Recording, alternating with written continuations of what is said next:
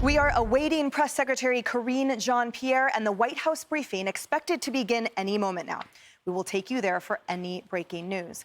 Hello, everyone. This is Outnumbered. I'm Emily Campagno here with my co-host Harris Faulkner, and also joining us today, Fox News contributor and president of American Spirit Enterprises, Tammy Bruce, former State Department spokesperson and founder of Polaris National Security, Morgan Ortagus, and Fox News contributor and host of the David Webb Show on Sirius XM Patriot, David Webb.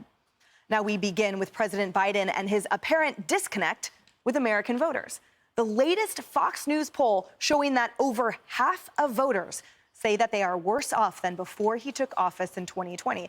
But someone should tell the president that. This was him just a short time ago. Well, I say we have the best economy in the world. We really do have the best economy in the world. Do we? Because never mind that a majority of Americans are dissatisfied with the economy, worried about immigration, and are not happy with the president's performance. But Biden's still optimistic.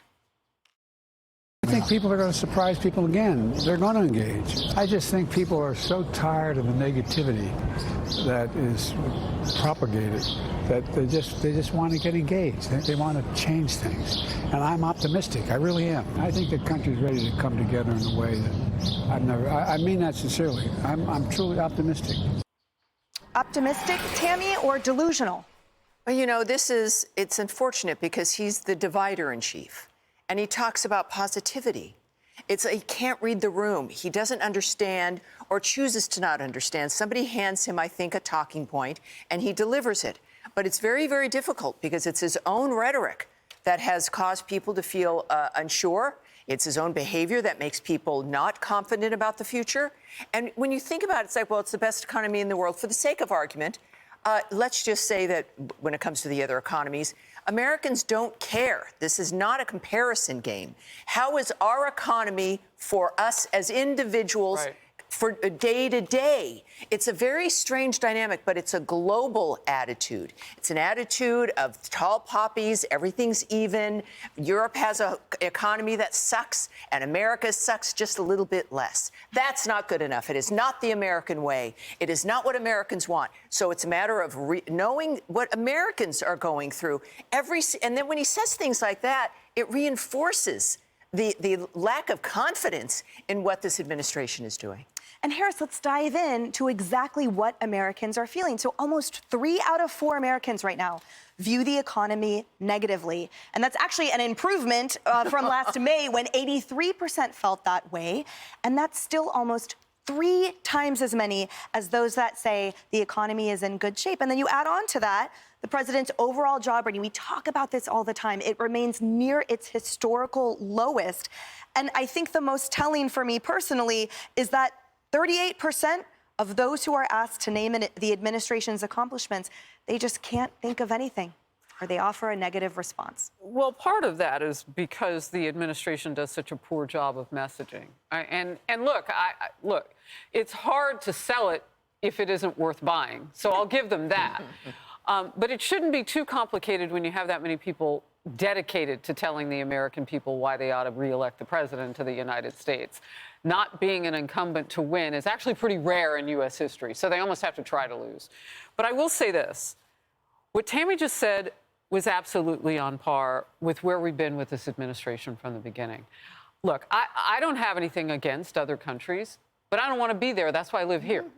So when you tell me that it's better than this part of the world or that part of the world, that only tells me why they're trying to come here. It doesn't tell me why I should be happy here. Maybe things are not as good as they had been. And they're not. The price of food is still up. The core inflation rate, they don't figure in food and energy when they give us that number. But we're still cooking above 3%. So we are not where we need to be. And that means prices on top of the 9% where they were going up are still going up by 3%. Those prices didn't come down. They stayed sky high, and they're still going higher. Why can't he articulate that and give a little Bill Clinton? He just hung out with Bill Clinton, who famously said, "I feel your pain." Why can't he do that? But instead he tells us, do you feel the pain of other nations? No, that's because we're better off. Well, how does he even know that?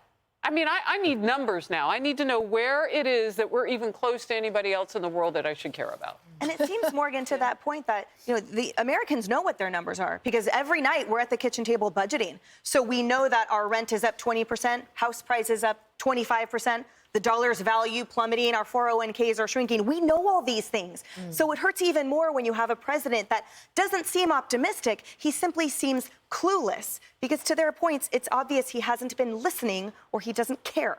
Listen, whether it's the president or the Fed chair, anybody who thinks this economy is great is the person who doesn't do the grocery shopping in their family. Amen. Because I can tell you, back in the summer of 21, checking out at the grocery store, I went, wait a minute, how in the world did I just spend $300?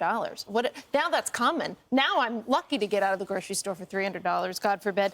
What's really interesting, though, about these Fox News polls, what really caught my eye in our new polls today is it's not what Republicans had to say, not even what Democrats had to say, but these independent numbers in the new Fox News polls are very bad. 59% of independents say they are worse off than they were 4 years ago. 86% of independents in the new Fox News poll are more likely than Democrats to give the economy bad marks. That's not where you want to be going into a tight general election. Did you say worse off than 4 years ago? We were in the middle of a pandemic. No, we were at the beginning of a pandemic. That's a good point. So that's really bad. Right. Yeah. And it's telling that the economy and the state of America right now are really bad. Yeah. Look, by the way, this whole unity thing is a farce. Let me just say that as a Neanderthal who's not black enough because I didn't vote for Joe Biden. So don't put two former presidents to prop up a guy who can't get through a rally with a small crowd and tell me that it's about unity. Tammy's absolutely right on the perspective. And when you add the numbers that you've all talked about, the reality, the PCE numbers minus food and energy, that matters, what people live in their reality. The investors out there, while money's onshored to the United States because we're still better than the EU economy or other economies, it doesn't mean that it's where money wants to be, and money goes where it's treated well. The policies added onto that, this fake climate change agenda, the cost, the EV agenda, the fact that Chinese are now outstripping us in Mexico and planning to build cars to ship into America, and Biden will let them do that. All of these are costs that Americans are paying for. So when you add all that and all the illegal immigration costs, the resources being used in education and medical care, paid for by American taxpayers, when you look at all of this, no matter what they tell you, the new normal is higher, the prices are not coming down, and the Fed is having a hard time figuring out how they can play with interest rates when it costs you 80% more today than 2021 to buy a new house, a starter house. You have to earn 80% more than you did in 2021. That's not a good future for Americans. Why can't we get Mexico to take back some of the illegals? Like, for every car that China ships in, the tariff is 20,000 illegals go back to Mexico. Well, let's fill a car and send it back. Yeah. Because you have to be willing, Harris, to use the credible threat of American force, and you cannot be scared of it in order to get that type of negotiation through. And this administration's just afraid of it. They're afraid of American force. Hey everyone, I'm Emily Campagno. Catch me and my co-hosts Harris Faulkner and Kaylee McEnany on Outnumbered every weekday at 12 p.m. Eastern, or set your DVR. Also, don't forget to subscribe to the Fox News YouTube page for daily highlights.